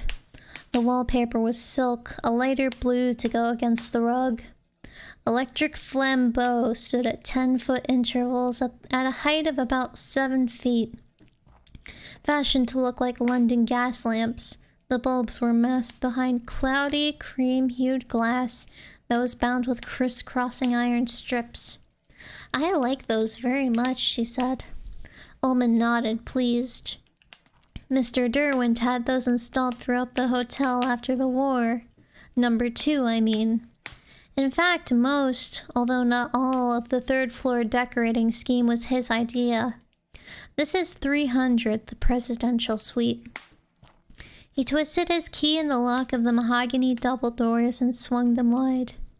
The sitting room's wide western exposure made them all gasp, which had probably been Ullman's intention. He smiled. "Quite a view, isn't it?" "It sure is," Jack said. The window ran neatly the length of the sitting room, and beyond it the sun was poised directly between 2 saw-toothed peaks, casting golden light across the rock faces and the sugared snow on the high tips. The clouds around and behind this picture postcard view were also tinted gold, and a sunbeam glinted duskily down into the darky pooled firs below the timberline. Jack and Wendy were so absorbed in the view that they didn't look down at Danny, who was staring not out the window but at the red and white striped silk wallpaper to the left, where a door opened into an interior bedroom. And his gasp, which had been mingled with theirs, had nothing to do with beauty. Great splashes of dried blood, flecked with tiny bits of grayish-white tissue, clotted the wallpaper. It made Danny feel sick. It was like a crazy picture drawn in blood, a surrealistic etching of a man's face drawn back in terror and pain, the mouth yawning and half the head pulverized. So if you should see something, just look the other way, and when you look back, it'll be gone. Are you digging me? He deliberately looked out the window, being careful to show no expression on his face. And when his mommy's hand closed over his own, he took it, being careful not to squeeze it or give her a signal of any kind. The manager was saying something to his daddy about making sure to shutter that big window so a strong wind didn't blow it in. Jack was nodding.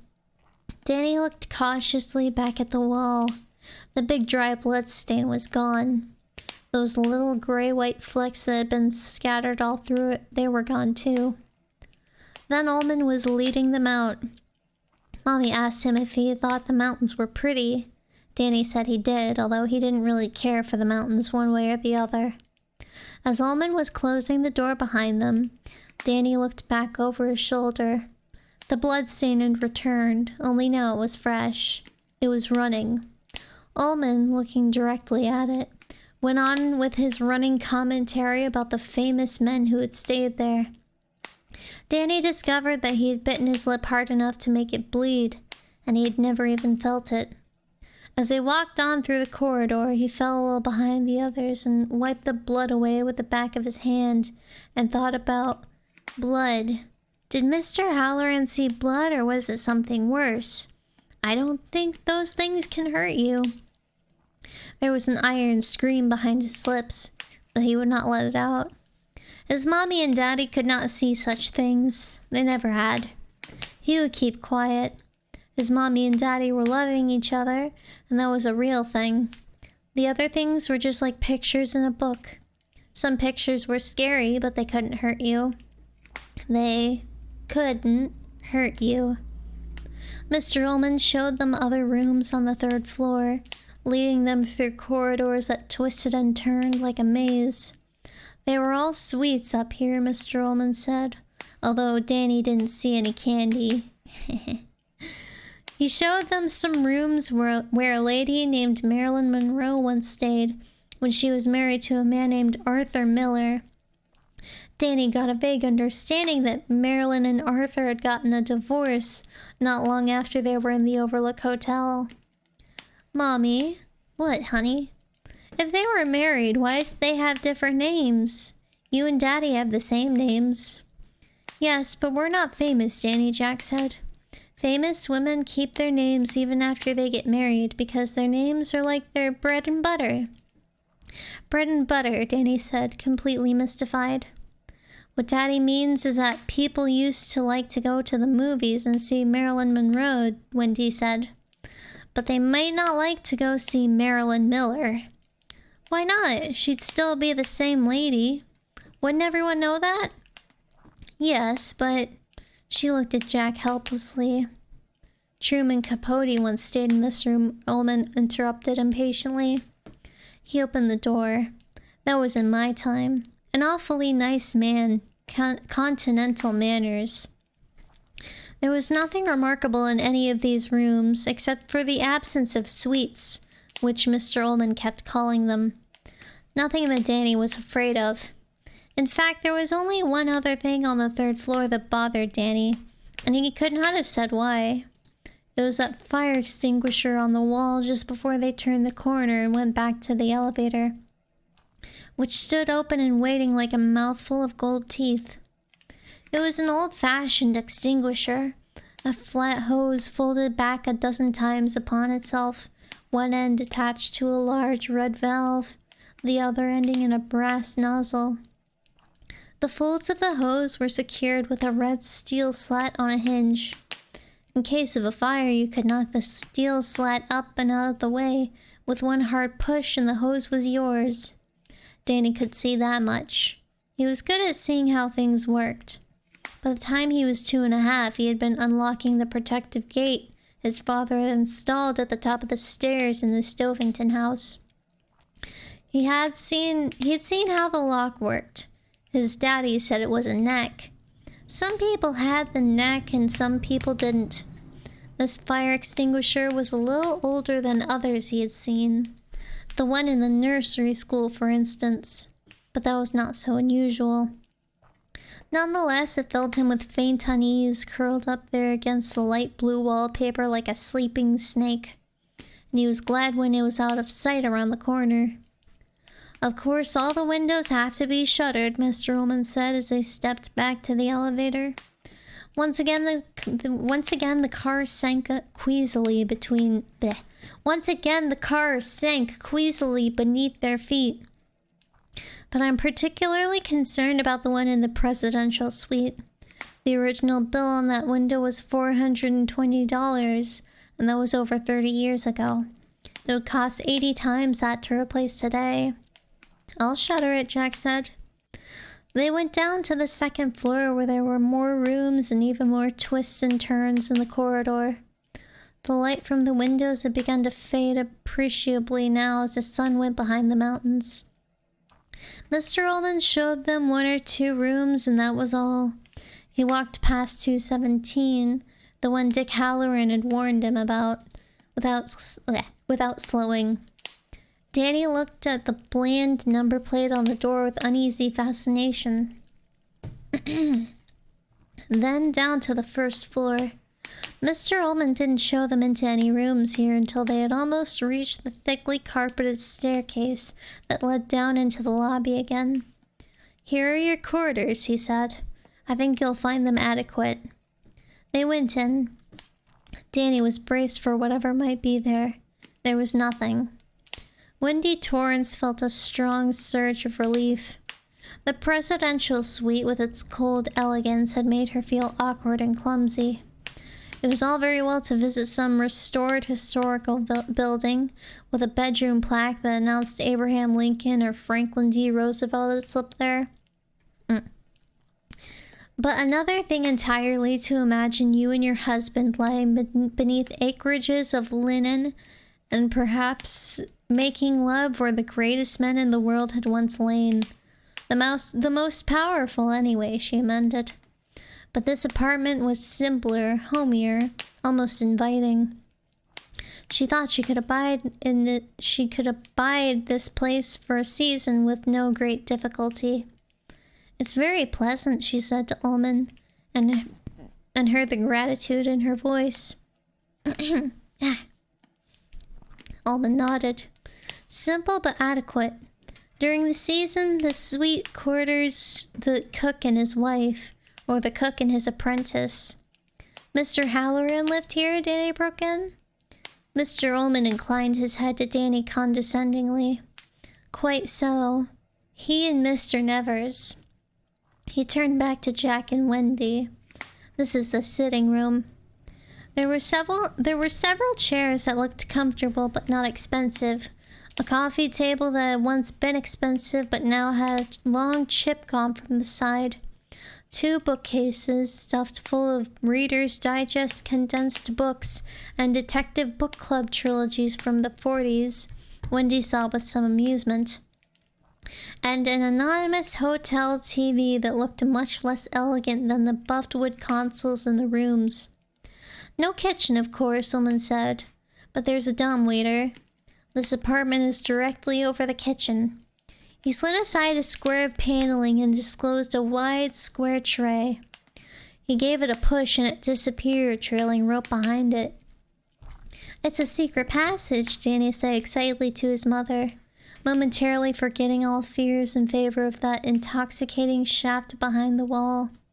"Just like in Abbott and Costello Meet the Monsters." Mr. Ullman frowned, but Wendy smiled indulgently. Danny ran over to the dumbwaiter and peered down the shaft. "This way, please."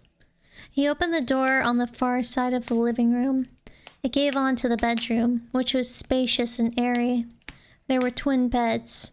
Wendy looked at her husband, smiled, shrugged. "No problem," Jack said. "We'll push them together." Mr. Ullman looked over his shoulders, honestly puzzled. "Beg your pardon?" "The beds," Jack said pleasantly. "We can push them together." "Oh, quite," Ullman said, momentarily confused. Then his face cleared and a red flush began to creep up the collar of his shirt. "Whatever you like." He led them back into the sitting room where a second door opened on a second bedroom, this one equipped with bunk beds. A radiator clanked in one corner, and the rug on the floor was a hideous embroidery of western sage and cactus. Danny had already fallen in love with it. Wendy saw. The walls of the smaller room were paneled in real pine. "Think you can stand it in here, Doc?" Jack asked. "Sure I can. I'm gonna sleep in the top bunk, okay? If that's what you want." "I like the rug too, Mr. Ullman. Why don't you have all the rugs like that?" Mr. Ullman looked for a moment as if he had sunk his teeth into a lemon. Then he smiled and patted Danny's head. Those are your quarters, he said. Except for the bath, which opens off in the main bedroom. It's not a huge apartment, but of course you'll have the rest of the hotel to spread out in. The lobby fireplace is in good working order, or so Watson tells me. And you must feel free to eat in the dining room if the spirit moves you to do so. He spoke in the tone of a man conferring a great favor. All right, Jack said. Shall we go down, Mr. Ullman asked. Fine, Wendy said. They went downstairs in the elevator, and now the lobby was wholly deserted except for Watson, who was leaning against the main doors in a rawhide jacket, a toothpick between his lips. I would have thought you'd be miles from here by now, Mr. Ullman said, his voice slightly chill. Just stuck around to remind Mr. Torrance here about the boiler, Watson said, straightening up. Keep your good weather eye on her, fella, and she'll be fine. Knock the press down a couple times a day. She creeps. She creeps, Danny thought. And the words echoed down a long and silent corridor in his mind. A corridor lined with mirrors where people seldom looked. I will, his daddy said. You'll be fine, Watson said, and offered Jack his hand. Jack shook it. Watson turned to Wendy and inclined his head. Ma'am, he said. I'm pleased, Wendy said, and thought it would sound absurd. It didn't. She had come out here from New England, where she had spent her life, and it seemed to her that in a few short sentences this man Watson, with his fluffy fringe of hair, had epitomized what the West was supposed to be all about. And never mind the lecherous wink earlier. Young Master Torrance, Watson said gravely, and put out his hand. Danny, who had known all about handshaking for almost a year now, put his own hand out gingerly and felt it swallowed up. You take good care of him, Dan. Yes, sir. Watson let go of Danny's hand and straightened up fully. He looked at Ullman. Until next year, I guess, and held his hand out. Ullman touched it bloodlessly. His pinky ring caught in the lobby's electric lights in a baleful sort of wink. May 12th, Watson, he said. Not a day earlier or later. Yes, sir, Watson said, and Jack could almost read the codicil in Watson's mind. You fucking little, slur I can't repeat out loud. Have a good winter, Mr. Ullman. Oh, I doubt it, Ullman said remotely. Watson opened one of the two big main doors. The wind whined louder and began to flutter the collar of his jacket. You folks take care now, he said. It was Danny who answered, Yes, sir, we will. Watson, whose not so distant ancestor had owned this place, slipped humbly through the door. It closed behind him, muffling the wind. Together they watched him clop down the porch's broad front steps in his battered black cowboy boots. Brittle yellow aspen leaves tumbled around his heels. Brittle yellow aspen leaves tumbled around his heels as he crossed the lot to his International Harvester pickup and climbed in. Blue smoke jetted from the rusted exhaust pipe as he started up. The spell of silence held among them as he packed, then pulled out of the parking lot. His truck disappeared over the brow of the hill and then reappeared, smaller on the main road heading west. For a moment, Danny felt more lonely than he ever had in his life. And honestly, it's a bit of a shorter stream, but I think we're probably gonna call it there. Let me take some of my tea. Oh yeah, I'm way ahead of you, Vengeful 92. Vengeful 92. But yeah, I think we're probably. I'm thinking like Wednesday. I mean, yeah, it is Wednesday. Earlier today, earlier today, I kept thinking it was like, I kept thinking it was like Friday or Thursday, but it's still Wednesday. But yeah, I think like every Wednesday is probably gonna be like a good day for this sort of stuff. I think I think Fridays is more reserved for like the more like hype sort of stuff. As I slowly learn the art of like making a schedule and that sort of thing. So yeah, it's a lot of it's a very interesting read, I think, you know. But how's it, how are we doing right now? What's it looking like? I mean, I think we could probably just leave it off there. The hotel is a lot more run down than in the movie. Yeah, now that I'm like getting into it, it seems like they changed a lot of stuff for the movie. I think if it who's the guy who directed the movie? What was his name? It was Spielberg, right? I mean, I feel like if it wasn't Spielberg, it probably would have been a little more faithful to the book. But you know, Spielberg has, or Kubrick. My apologies. Kubrick has his own kind of like vision of things, I guess. So a lot of like creative liberties had to be taken. Yeah, this is like the first. Actually, this is like, because I did see The Last Unicorn. I was gonna say, oh, all the books I've read are like based on movies, or like they had movies I didn't see, but I did see The Last Unicorn, and I did see The Shining before. So yeah. Let me. I mean, I don't think there's really much else to say here. I was gonna like, oh, I gotta plug my socials, but everyone here already knows my socials, so that I don't really need to. I mean, I'll plug my Twitter, just in case we have lurkers who are unfamiliar. You know, it's fine. But yeah, I think that's gonna be it for today. Next streams on Friday. I'm gonna be doing some more live 2D, really like putting my nose to the grindstone with that.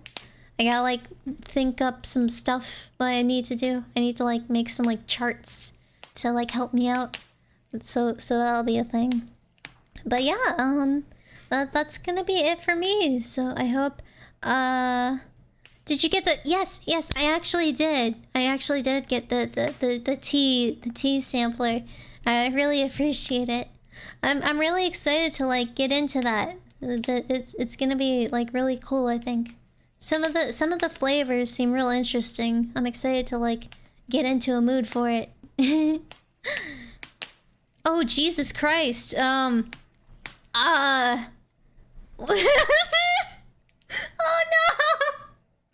Oh no.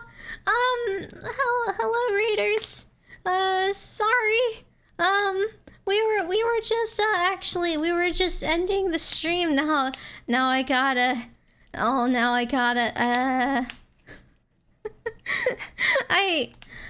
gotta like find someone to raid. I was gonna just like sign off without raiding, but you know, yeah, it's fine. I mean, I guess while I'm here, let me replug my socials. I got Twitter. I got my YouTube channel. That's a thing. Let's see. If you come back next Wednesday, we're gonna keep reading The Shining. We're gonna be on like part 3, I guess. So that's a thing. Is Bunny streaming right now? She might be. Let me see. It's been a while since I checked. She is? Okay. Yeah, we'll raid Bunny. That'll be a thing. Raid. Oh, Maho Shoujo. Baby, thank you for the follow. Lobotomy Bunny. But yeah, that's gonna be it for this I'm gonna send that right off. I'm gonna sign off. I hope everyone has a good morning, evening, afternoon, night, whatever it is, wherever you are. And I love you. Mwah.